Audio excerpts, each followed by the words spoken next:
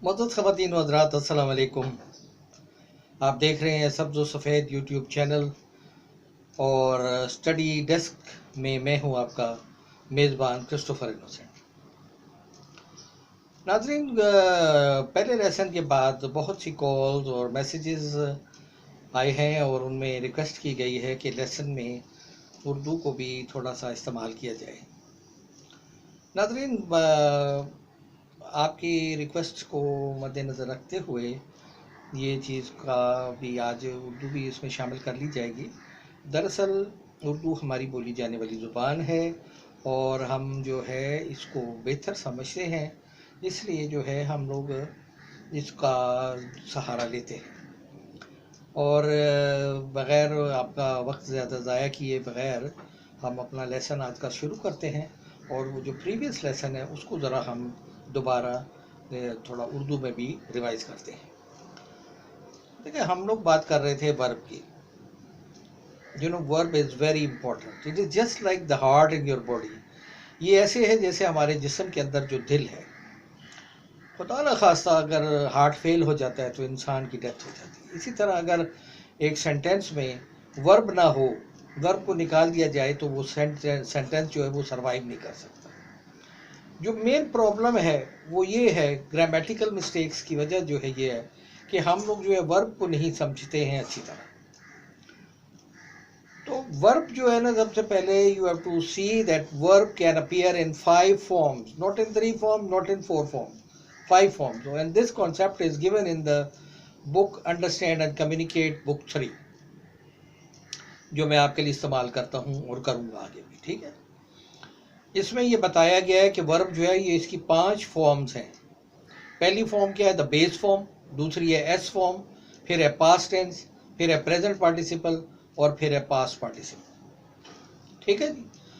Base, S form और past tense जब हम ये यूज करते हैं तो इसके साथ जो है कोई भी वर्ड की इसको जरूरत नहीं पड़ती, किसी सहारे की जरूरत नहीं पड़ती। जैसे आई eat, he eats, I eight, ये तीनों फॉर्म्स मैंने यूज कर ली।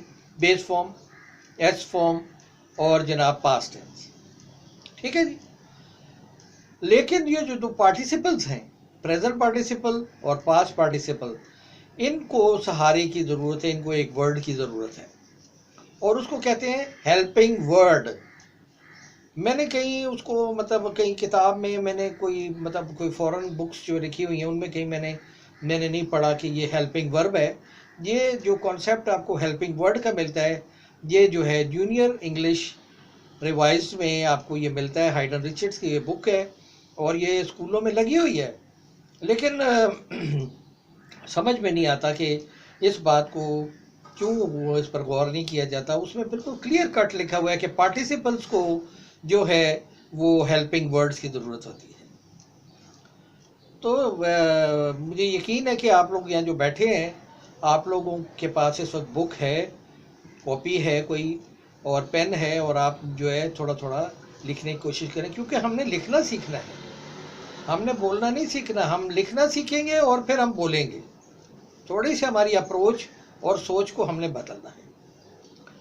मैं वो प्रोफेसर नज़ीर अहमद साहब की एक मजमून उनका पढ़ रहा था, तो उसमें उन्होंने एक वाक़या बयान किया है कि एक कोई मुल्क था तो वहाँ कई सालों से बारिश नहीं हो रही थी, तो लोगों ने फैसला किया कि चले हम जो है बारिश के लिए दुआ करते हैं, क्योंकि खुदा ही कर सकते हैं जो कुछ कर सकते हैं।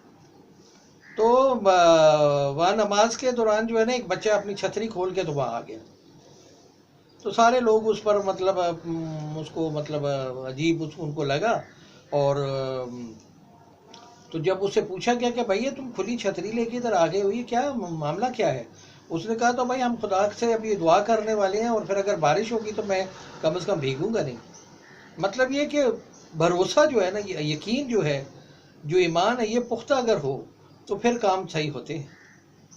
अगर आपको ये यकीन है कि आपको इंग्लिश लैंग्वेज सीख जाएंगे आप लिखना, तो फिर आपके पास किताबें अगर नहीं है, आपके पास कॉपियाँ नहीं है, तो पेन वगैरह नहीं लेके आए आप लोग, तो इसका मतलब है कि आपके यकीन में अभी तक कमी है। पहले अपने एतमाद को और यकीन को बढ़ाइए। ठीक है, तो अगर आपको पूरा यकीन है, अगर आप सोचते हैं ना कि आप कामयाब होंगे, आप ज़रूर कामयाब होंगे। तो अभी इस बात को आप अच्छी तरह समझ लें कि वर्ब की जो है 5 फॉर्म्स हैं, और इनको जो दो आखिरी जो पार्टिसिपल्स हैं, प्रेजेंट पार्टिसिपल और पास्ट पार्टिसिपल्स, इनको जो है वो हेल्पिंग वर्ड्स की ज़रूरत है। अभी आप अपने एक सेंटेंस अगर मैं आपको कहता हूँ, आप लिखिए ज़रा। Saba cut her finger with a knife. Saba cut her finger with a knife. अब आपने ये बताना है कि ये कौन सा टेंस है। ठीक है, टेंस का क्या मतलब है? जो टाइम ऑफ एक्शन है। कौन सा टाइम ऑफ एक्शन है? शाबाश, जल्दी को करें, जल्दी, शाबाश। पूरा अपने इसको फील कर रहे हैं कि you are in the class and you are trying to get something. आपने कोशिश करने के, आपने अपने आप को महसूस करना है और पूरी यकीन रखना कि आप कामयाब होंगे। जब तक आप पूरा यकीन नहीं होगा तो आप कामयाब नहीं होंगे, और उस यकीन को आपने अपने अमल से जाहिर करना है। अगर आपने कॉपी या पेन आपके पास नहीं है तो इसका मतलब है कि आपको यकीन ही नहीं है, और ना फिर आपका कोई पक्का इरादा भी नहीं। आप बस ख्वाब देख रहे हैं कि यार अंग्रेजी आ जाए, यार लिखनी आ जाए, बोलनी आ जाए, तो इसका मतलब ये practically you are doing nothing. तो अभी आज इसी लेसन को ज़रा आपने अच्छा पक्का कर रहे हैं, ताकि एक पाँव जो है अच्छी तरह जम जाए, तो फिर हम दूसरा पाँव उठाएंगे। तो अभी आपने ये देखा कि आपने ये लिख लिया। जिन्होंने लिख लिया, अभी मैं उनसे पूछ रहा हूँ कि ये टेंस कौन सा है। अगर तो आप ये कह रहे हैं, और जो अमूमन मैंने देखा है, मेरे तजर्बे में आया है कि वो ये कहते हैं कि ये सिंपल प्रेजेंट टेंस है, तो ये टोटली गलत है। अब वो गलती कहाँ हुई है? क्योंकि आपको एस फॉर्म का कॉन्सेप्ट नहीं है। अंडरस्टैंड एंड कम्युनिकेट बुक में जो दिया है कॉन्सेप्ट है वो है एस फॉर्म का, और एस फॉर्म जो है ही, शीट या नाम के साथ लगती है सिंपल प्रेजेंट टेंस में। We always use s form with he, she और name in the simple present tense. इसका मतलब ये है कि in the simple present tense you have two forms, one is the base and one is the s form.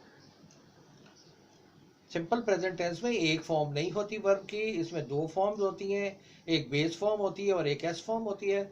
और जो base form है वो आई, वी, यू, दे के साथ यूज होती है, और ही, शी, इट या नाम के साथ एस फॉर्म यूज होती है। लेकिन यहाँ जो है ये present tense simple present tense नहीं हो सकता कि कोई भी लड़की जो है रोजाना अपना हाथ नहीं काट सकती, ये हैबिचुअल एक्शन नहीं है, इसलिए ये सिंपल प्रेजेंट टेंस नहीं है। सिंपल प्रेजेंट टेंस में अपने याद रखना है कि आप वो बातें बताते हैं जो आप रोजमर्रा करते हैं, और इसी पर आपने प्रैक्टिस करनी है। आपने ये सेंटेंसेस बनाने हैं आई, वी, यू, दे के साथ और ही, शी, इट या नाम के साथ, और आपने देखना है और कॉमन सेंस को यूज करना है कि भाई कोई भी हैबिचुअल एक्शन नहीं हो सकता कि कोई लड़की रोजाना अपना हाथ काटेगी। और अगर हम कहते हैं जैसे अली हिट अ डॉग, तो अली जो है ये भी सिंपल पास्ट टेंस है, क्योंकि कोई भी जो है शख्स वो रोजाना कुत्ते को तो नहीं मार सकता, ये हैबिचुअल एक्शन नहीं है। लेकिन अगर हम कहते हैं आई ड्रिंक वाटर, तो ये हैबिचुअल एक्शन है। देखें ना, इसके साथ आई के साथ ड्रिंक लगा है, आई के साथ ड्रिंक्स नहीं लगेगा, ही के साथ ड्रिंक्स लगेगा, he drinks water. This is the habitual action of somebody that he drinks water every day, he drinks tea, he goes to the college, तो ये हैबिचुअल एक्शन है। He plays cricket, he writes a story, अगर एक story writer है तो रोजाना story लिख सकता है, ये हैबिचुअल एक्शन हो सकता है। तो इसलिए ये ज़रा समझ लीजिए कि इसकी 5 फॉर्म्स हैं। और फिर इसके साथ हेल्पिंग वर्ड यूज़ होता है। हेल्पिंग वर्ब का कॉन्सेप्ट भी वो ज़रा थोड़ा सा अपनी सोच को बदलें। तो या ये हाइडन रिचर्ड्स की बुक में जूनियर इंग्लिश, इतनी छोटी सी किताब है ये, और ये छोटी क्लासों में यूज़ होती है, लेकिन कोई इसको पता नहीं गौर से क्यों देखता नहीं है। लिखा हुआ है उसमें, बिल्कुल आप देखिए पार्टिसिपल्स, आप उसमें आके देखिए बुक्स में, मैं आपको पेज दिखा देता हूँ, उसमें बिल्कुल क्लियर लिखा हुआ है। देखिए इंसान जो है फितरी तौर पर देखे हुए पे यकीन करता है, इसीलिए खुदा ने अपनी जितनी मुकद्दस किताबें हैं, आसमानी किताबें हैं, वो लिखत में आई हैं, क्योंकि खुदा जानता है कि उसका बंदा जो है वो देखता है, तो फिर उसको यकीन आता है। मैं आपको दिखाता हूँ, अभी आपको दिखा देता हूँ ये बुक में कि इसमें जो लिखा हुआ है ये कि पार्टिसिपल्स जो हैं वो हेल्पिंग वर्ड को जो है वो इस्तेमाल करता है। उसको हेल्पिंग एक वर्ड चाहिए ताकि वो मतलब देता है। जैसे कि आप देखें ना, आप कहते हैं I eat, he eats, I ate, I eating नहीं कह सकते, ईटिंग नहीं कह सकते, क्योंकि उसको ईटिंग जो है मतलब नहीं दे रहा जब तक उसके साथ आप एक वर्ड नहीं लगाएंगे। तो वर्ब नहीं लगाएंगे, वर्ब के साथ आप एक वर्ड लगाएंगे, I am eating, I was eating, आप उसके साथ हेल्पिंग वर्ड लगाएंगे। और फिर इसी तरह पास्ट पार्टिसिपल जैसे ईटन है तो आई ईटन नहीं कह सकते, आई रिटन नहीं कह सकते, आई हैव ईटन। आप ज़रा इसको चीज़ को समझें, क्योंकि थोड़ी कंसंट्रेशन की ज़रूरत है। ये काम ज़रा थोड़ा सा इतना आसान भी नहीं है और बहुत ज़्यादा कॉम्प्लिकेटेड मैं नहीं बनाऊंगा इसको, बिल्कुल सिंपल है ये। लेकिन ये कि थोड़ा सा तवज्जो तलब है, थोड़ी कंसंट्रेशन की ज़रूरत है, स्पैन ऑफ अटेंशन की ज़रूरत है। अपनी अटेंशन को बढ़ाइए। जब आप पढ़ने बैठते हैं तो फिर आप ज़रा थोड़ी सी अलहदगी में होकर बैठे और पूरी कंसंट्रेट, क्योंकि इसमें आपका फ्यूचर है। आपको पता होना चाहिए कि अगर आपने आगे चल के सरवाइव करना है तो अंग्रेज़ी हमारी मजबूरी है, क्या करें। हमारे जितने भी इम्तिहान हैं, CSS के इम्तिहान हैं, जो भी बड़े इम्तिहान हैं, मैं इनका जिक्र करता हूँ इसलिए क्योंकि मैं पढ़ाता भी हूँ। तो इसको जो है इसमें उर्दू इस्तेमाल नहीं हो रही। वहाँ बहुत दफ़ा इन्होंने कहा कि जी हम वो उसको चेंज करेंगे कि CSS के इम्तिहान उर्दू में नहीं कर सकते। ये अंग्रेज़ का बनाया हुआ इम्तिहान है। ये जो कम्पटिटिव जितने भी एग्ज़ाम्स हैं, ये जो है ये CSP ऑफिसर्स जो हैं, ये सारे ये अंग्रेज़ों के बनाया हुआ निज़ाम है। तो इसको हम नहीं बदल सकते, हमें उसको फ़िलहाल हमें उसी को फॉलो करना पड़ेगा। तो मेरा ख्याल है कि आज के लिए इतना लेसन बहुत है। आप इसी चीज़ को हमने ये पहले लेसन को ज़रा उर्दू के साथ दोहराया है, जिससे just revision and now you have to keep in mind that you have to converse in English also. इसको समझने के लिए थोड़ी थोड़ी अंग्रेज़ी का भी सहारा लेना है, क्योंकि आपने लिखना भी है, आपने बोलना भी है, आपने पढ़ना भी है, तीनों चीज़ें आपने सीखनी है। ठीक है, तो आज के लिए बहुत है। बहुत शुक्रिया। Thank you so much for coming in my class. If you have not subscribed my channel, please subscribe it and share it with your other friends, ताकि आप अपने लिए भी और दूसरों के लिए भी कामयाबी का दरवाज़ा खोलें। Thank you so much. खुदा हाफिज़।